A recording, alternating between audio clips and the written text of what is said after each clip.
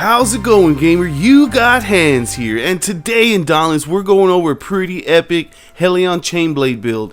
In this video we have two builds. One that's for Trials players that can earn all the Trials mods and weapon specials and stuff, and one that's for players who haven't gone to Trials and it's still a great build. So these are two really strong Chain Blade builds, and I'm talking about damage styles that are just stacked up to create some really epic damage if you can get them all to proc at the right time.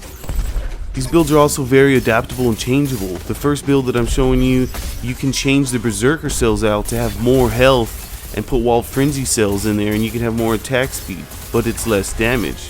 Or you can use the Berserker cells and have less health and less attack speed. So it's all up to you, and that's the really great thing about these builds. I would suggest trying to use it how I have it with Berserker, because you have very little health and that'll help you practice and get better at dodging. Hey gamer, if you find this video helpful and valuable, hit that subscribe button and share it with your friends. I would definitely appreciate it. That would definitely help me out and get the word spread about what I got going on here. So turn on your system, grab your chain blades, and let's get ready. We're about to get in this video right now. Alright gamer, I'm super excited to show you this Hellions Chain Blades build. I had a few subscribers ask for a build that's for after Trials and one that's before Trials for different types of players. And you know what, I have two builds here. And in that video you just saw, I dominated, like totally dominated. And that's the first build I'm going to show you here. That's a Trials build with discipline cells and such. And man, it does crazy damage. It's very adaptable and changeable as well. You can change the Berserker cells out to have more attack speed and more health, or you can leave the Berserker cells in there to have a little bit less attack speed and health but crazy damage. So it's essentially all up to you. So let's hop into this. First you want Inferno's Fangs. That's Hellions Chain Blades. It has a +3 overpower, and we're going to put a +3 discipline and rage cell in there. I love Reaper's Dance and Serrated Blades because that is really good. Make sure you're using the right combo for Serrated Blades so you can utilize it right and get the most epic damage out of your build. Next is Hellion's Helmet that has a Rage Hunter in it. We're going to put a +3 Berserker cell. For the chest piece, that's Mantle of Thorns that has a +3 Predator, and we're going to put a +3 Conduit. And for the hands, it's Malcarion's Grasp that has a +3 Predator, and we're going to put a +3 Berserker cell in there. For the feet, that's Charog's Feet that has a +3 Rage, and we're going to put a +3 Overpower cell. And for the Lantern, it's up to you pretty much, but I think It Remains Rapture is the best because our build here already has so much damage.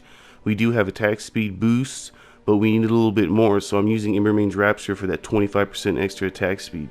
It's really good, but remember, if you think the attack speed's fine and you want more damage, use Drask's Eye or whatever your favorite is. I throw a Conduit cell in there. Don't forget about your tonics, because man, these are awesome. This charges your Lantern really quick. That's more attack speed right at half health, so you're going to be attacking even faster.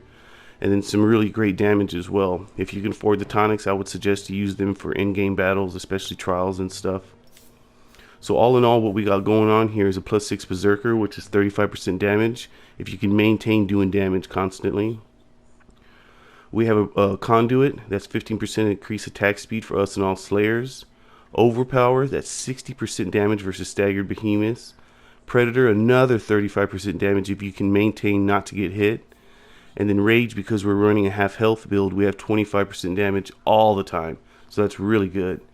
Here's Discipline, that gives us a 7.5 critical strike chance, but it also is what limiting our health to 50%. And then Rage Hunter for even more damage, 15% damage versus Enraged Behemoths. So you can see here, as clearly as you saw in the video, this is some crazy damage. And remember, like I suggested, you can change the Berserker cells for Wild Frenzy cells, so you can attack even way faster. It's really dope. And for our next build, this build is for players who haven't been to Trials, who can't afford the Trials mods and specials and all that stuff. But this is still a very strong, fast attacking build. This is a really good build. It's not as strong or as fast as the one I just showed you, but man, I tell you, it is still very good. I've tested it out as well in Heroic Behemoth solos. So first, same thing, Inferno's Fangs that has a +3 overpower. We're going to put a Rage Hunter cell and an Overpower cell, and same thing for the special and the mods. For the helmet, that's Hellion's Helmet that has a Rage Hunter, and we're going to put an Evasive Fury cell. That helps our attack speed when you're dodging through behemoth attacks. For For the chest piece, that has a Predator cell, and we're going to put a Conduit cell. For the hands, that's Rezakuri's hands, that's a +3 Conduit. We're going to put another Evasive Fury cell in there, just so you can have some crazy attack speed if and when you dodge through an attack. Here's Kashai's feet, that has a +3 Predator. We're going to put an Etheric Tumment cell. We already had the conversation about the lantern, so again, it's all up to you. But in this build, since we're lacking damage, unlike the other one, we're using Drask's Eye to increase 30% damage for 6 seconds. And Etheric Tumment cell in that one. And also Etheric Tumment cell will help us recharge the lantern so we can continue to keep that damage buff up. But like I said, you can use Embermane's Rapture for more attack speed. Same thing with the tonics. These are all up to you. They're really beneficial. They cost a little bit, but hey, they're really great. They make you godly.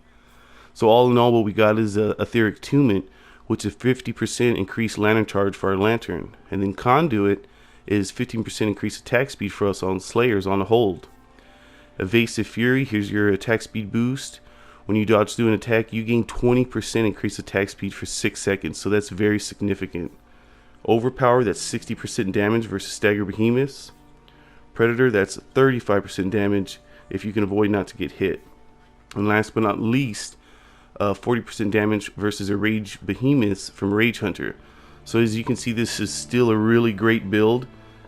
It does great damage, and I think it's just as good as the other one. So I definitely suggest try them both out if you're able to, see which one you like better.